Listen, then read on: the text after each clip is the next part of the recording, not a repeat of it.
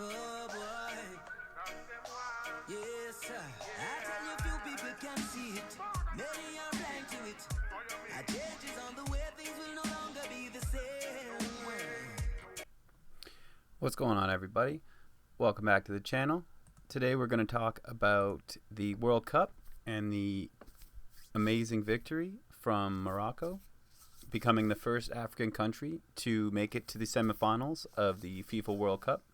But more importantly, and I think what we're going to talk about in this video, is what this kind of means of the coming changing world order, and as well as how this brings Palestine to the front of kind of media coverage, and how this allows kind of a more transparent view of what's happening in the Middle East, and as well as kind of the more, I would almost call them discriminatory practices within the West of reporting and news, and the way that they cover events like the Ukraine versus the way they cover events like Palestine. But anyway, let's jump right in just real quick. So obviously, as we know, Morocco has been on an amazing run in the World Cup. They recently beat Spain, and just today they have beaten Portugal. And I am actually Portuguese, so that's my history. So I was rooting for Portugal, but I'm still happy to see Morocco going through, because of the things that they're bringing, and because of the ways in which they're not just, I would say, doing this for themselves, but also doing this for the entire Arab world, and for, as this video down here points out, Arab world unites over football, bridges the gap at the FIFA World Cup. And this is not just for Palestinians and for Arab world, but also for Africa as a continent, and as well as for kind of the non-Western part of the world, and getting more transparency, more kind of news coverage, more ability to see the reality and the real truth of the world, which is what this song that I was playing at the beginning by Morgan Heritage points out. So I'm going to finish the beginning to this song here, where they talk about like a change is coming. It wants you to look at the world in a different way. Instead of looking at it through the lens of the Western media, let's look at this now through the lens of our own eyes, and with our own kind of unbiased views, right? Oh no, hear me now. All eyes on America. People and places want to be just like America, and I can't understand why. When you have beautiful places like Dubai, oh yeah. Lies and propaganda, they speak of Africa.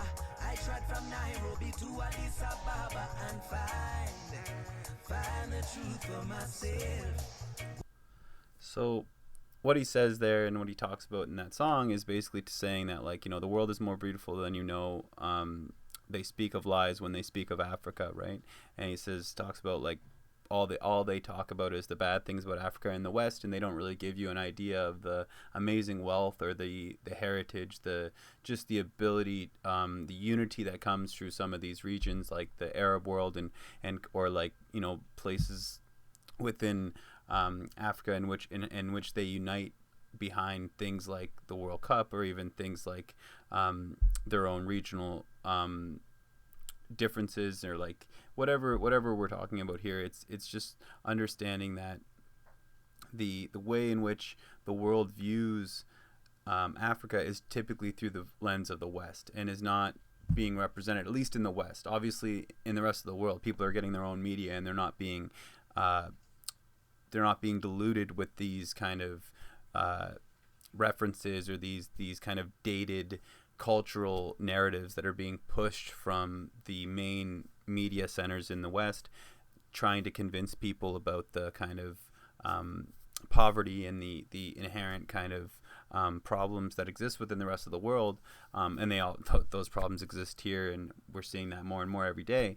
But the reality is that when you talk about many of these countries, we get kind of this third world narrative that's being pushed and has been driven, in which the song by Morgan Heritage, Sela, points out that, like, when you go to these places, you'll see a completely different life and a completely different view of the world. And that's what I think this is also helping to kind of do, is kind of shift the lens from being this focus on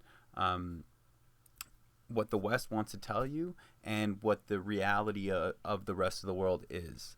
And that's what I think this is going to help to view, right? Like if we look at Morocco, we're just going to see that Morocco is a country in northern Africa, and it is basically right on the tip between Spain. So this is the Straits of Gibraltar right here, which separates Africa from Southern Europe, and Portugal, which being right here, which is kind of funny that it was Portugal and Morocco that were battling today, and Morocco beat them, and it was Spain that Morocco had beaten last week or a few days ago to basically put them into the semifinals of the World Cup. This was done by beating these countries that are attached, that are, straight through the Straits of Gibraltar, are countries that touch each other. They are geographically centered in the same area of the world, and they are in many ways connected historically, culturally, and geographically.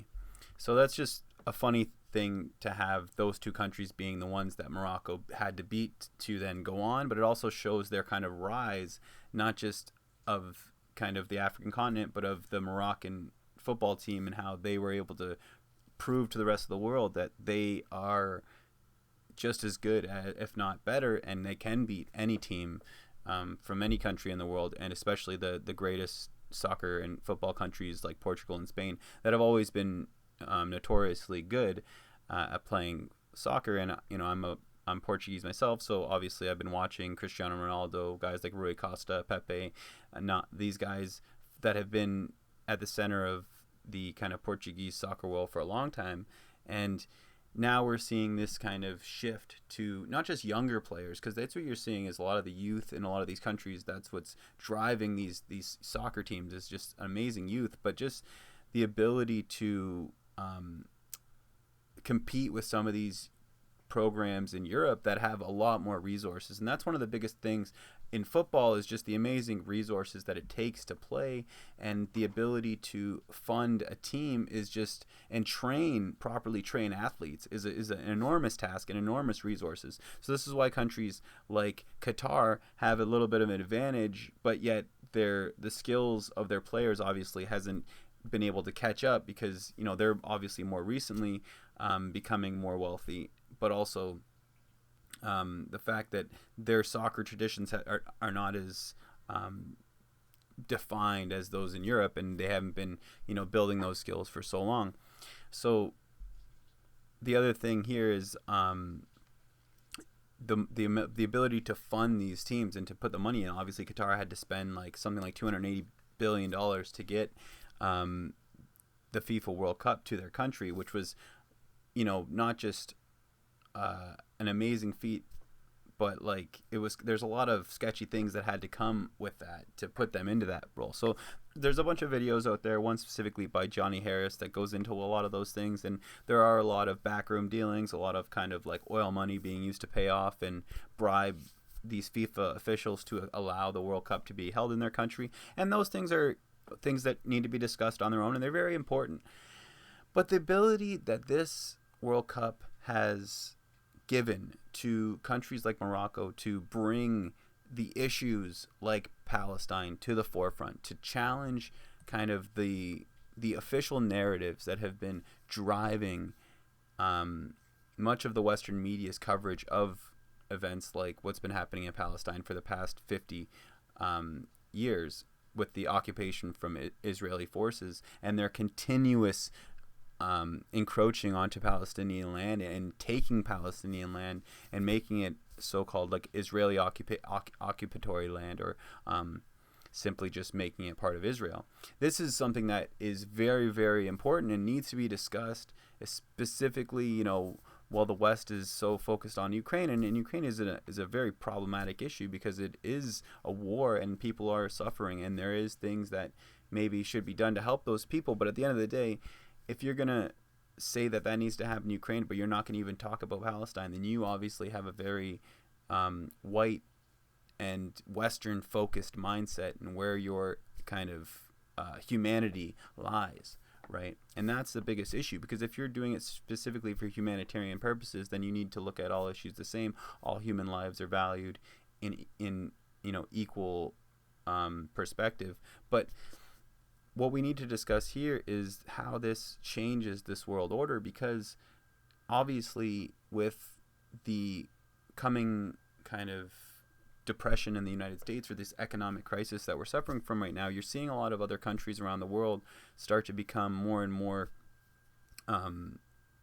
capable, right, of providing economic or whatever, right, whatever you want to call it. But obviously, because everybody's so reliant on the West, and the United States has become the major center of economics, we're seeing that depression affect the rest of the world. But slowly, you're going to see people start to rely on themselves, and countries start to come out of these things better off, right? Because of the challenges they've suffered. They've been relying on this world system for so long, and then they start to break apart, and they start to do things independently, and start to realize that they have just as much skill, and they have just as much economic or political will, or whatever it has, whatever you want to call it, to build up their own national infrastructures and become world players. You're seeing this happen again and again and again, right? Whether it be in South America, whether it be in Africa, or whether it be in Southeast Asia.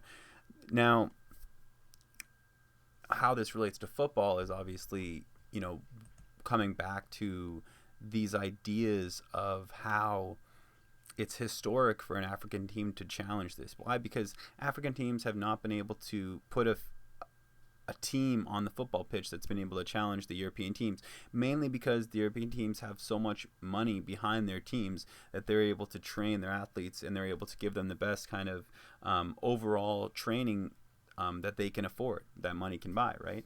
And this is something that other countries didn't have the resources, or didn't see the need to put the resources into these kind of things, because what's the point? They're just a football team, right? Like, well, how do they have the ability to do anything to the country, or to bring more money? But as you see with what's happening in Qatar, you're seeing this relevancy to how soft power can be used to influence the world through the media. And this is what's happening with this revelation that Qatar has allowed to happen through the Western media, and that's the rise of Palestine being kind of seen as more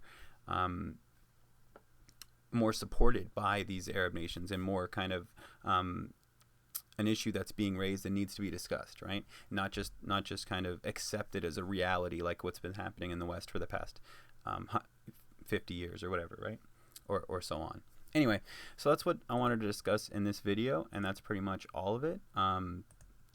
If there's anything you guys want to talk about, or like other things, issues that you guys think that this raises, or how this challenges kind of the view that's been happening from the rest of the world, and kind of the way that countries are able to vie for soft power, and how this Qatari event, because the other thing is that as Qatar loses their ability to provide their country with resources from oil, they need to find other ways to make money, and getting this kind of soft power through buying media representation, or buying kind of investments through these media representations. Although I don't necessarily see this is going to relate to more than this. If anything, it allowed these issues to become more prevalent, and to be shown to the world. So that's an interesting point. Anyway, thanks for watching, guys. Have a great day.